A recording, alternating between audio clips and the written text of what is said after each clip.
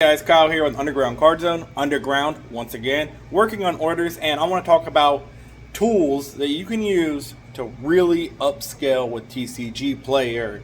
Alright, check this out. So we have two things that are really beneficial, and a couple other little things we'll talk about besides those two things. Let's start off with scanning with Sortswift is crazy awesome. So check this out. Alright, so we took a bunch of scans with the images, put them into Sortswift for Yu-Gi-Oh! And it's kind of a good way to find value. Pretty much what my plan is at the moment is to go through with the scanner, scan all these cards, and essentially pull out anything that's 50 cents or more. And then we will rescan those, upload them. There's 71 cards at $26 in value. What we are using to scan these with is this Canon image formula. Now, I got this on Marketplace, Facebook Marketplace, used for $100. You can find some used ones, you can test them out, or you can just buy the nice Rico for like $1,000, $800, kinda. And what it does is I use this software, created my shortcut to only scan the front, and then I set up the color scheme as I want it. And then what I do is once the cards are scanned here, let's go. There we go.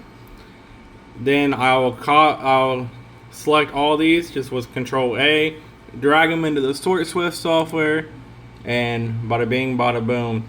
Now, still testing this out, but it's working really well with Yu-Gi-Oh! The best identification I've seen for Yu-Gi-Oh! Now let's talk about Magic the Gathering and what we're doing with Magic the Gathering. So this is a Cardbot by Card Castle. Essentially, we put all our Magic bulk in it, and we have it pull out any cards that are 50 cents or more. And then we just list the 50 cent or more cards. We were doing a quarter, but what I'm trying to do is quarter for near mint stuff, 50 cents or more for not near mint stuff. And most of this stuff will be light play because it's just from bulk and collections. But essentially it saves us a ton of time because now we don't have to price this whole stack. We only have to deal with this little stack here. And then it helps me pay my employees just by, you know, getting on the good stuff out. And then my employees, I have one guy that goes through all the machine sorts, all the cards that it pulls out, and then he gets those, make sure the condition and the set's right on the Card Castle software, and get some indoor inventory. These boxes are recently finished boxes from the Card Castle Cardbot, and it just churns away. Essentially what we do is we'll take each sort, put them in stacks, use these dividers. These are like reused old cardboard dividers that we had. And then Nick will go through each section with the sort and verify it and then get it inventoried. So we just started Sortswift and we have all these Yu-Gi-Oh cards to go through.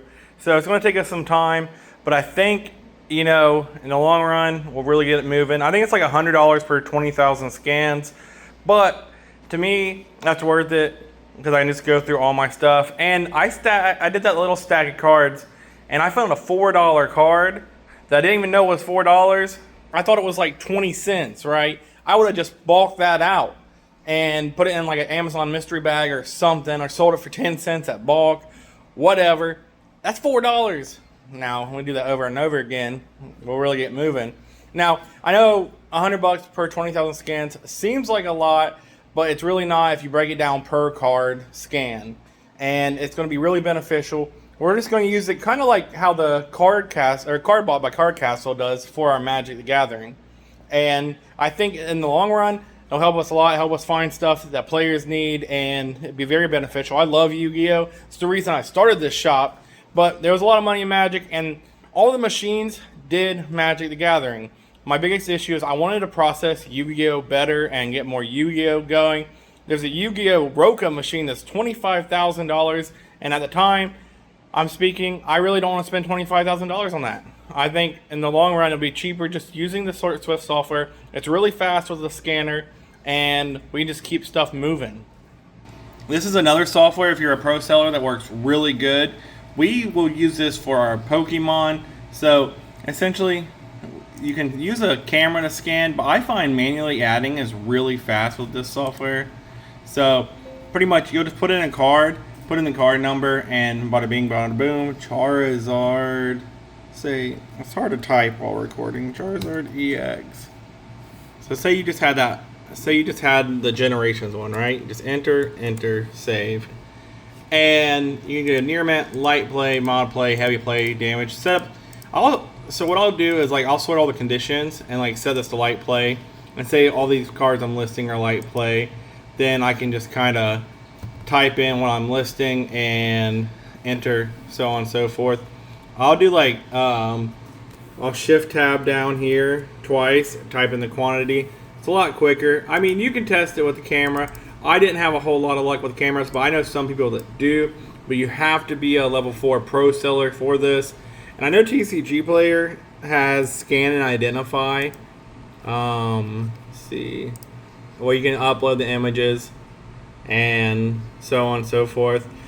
But I found more value in the Sortswift, even though it's a paid feature, because Tcgplayer Scan and Identify is ran on a server, on an online server, instead of on your computer itself, like Quicklist. That's what makes it super slow.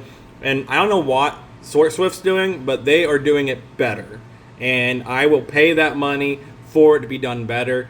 We bought the 500 scan package just to test it out. It was like $10, I think. But $10 was worth testing it out. Now I can go through all this inventory and find out stuff like this is a $4 card. I thought this was bulk by now, but apparently not.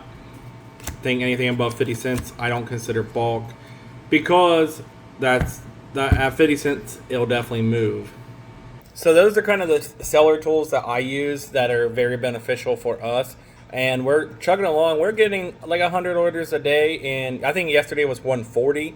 And oh man, it was a lot of cards, but you know, we got it going.